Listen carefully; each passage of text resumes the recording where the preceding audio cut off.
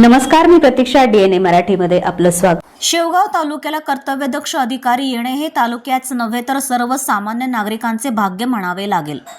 कामाचा कितीही व्याप आणि ताण असेल तरीही देखील सर्वसामान्यांचे प्रश्न चुटकीसरशी सोडवणे हे कर्तव्यदक्ष अधिकाऱ्याची लक्षणे असतात.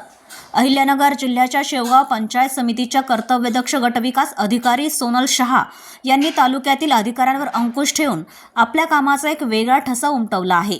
तालुक्यात कामाची चांगली ओळख निर्माण झाल्याने अचानकपणे त्यांची कोपरगाव येथे बदली होणे हा एक खोडसाळपणा असल्याचं नागरिकांतून चर्चेला जात असून कर्तव्यदक्ष अधिकाऱ्यांची बदली होणे म्हणजे तालुक्यात होत असलेल्या चांगल्या कामाला खीळ बसविल्यासारखे होत असून लोकप्रतिनिधींनी देखील अशा कर्तव्यदक्ष अधिकाऱ्यांची बदली रद्द करण्याची मागणी तालुक्यातून नागरिक करीत आहेत.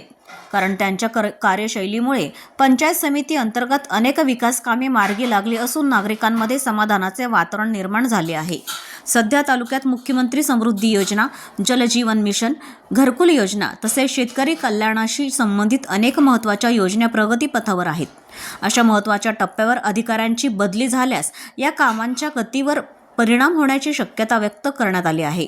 त्यामुळे याचीच दखल घेत शेवगाव तालुक्यातील पत्रकार संघटनेने देखील याबाबत जिल्हा परिषदेचे मुख्य कार्यकारी अधिकारी आनंद भंडारी यांना बदली रद्द करण्यासाठी वरिष्ठ पातळीवरून प्रयत्न करण्यासाठी देखील निवेदन दिलं आहे.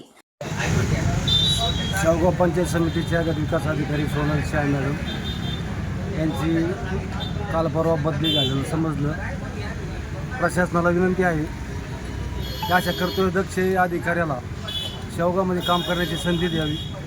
गेल्या 6 महिन्यात मुख्यमंत्री समृद्ध पंचायत राज अभियानच्या माध्यमातून त्यांनी प्रत्येक गावोगावी चांगलं काम केलेलं आहे आणि आता अशा ऐनवेळी अर्धवट काम सोडून त्यांची बदली होणं तालुक्यासाठी निश्चित प्रमाणे विकासाला कुठंतरी अडसर येणार आहे.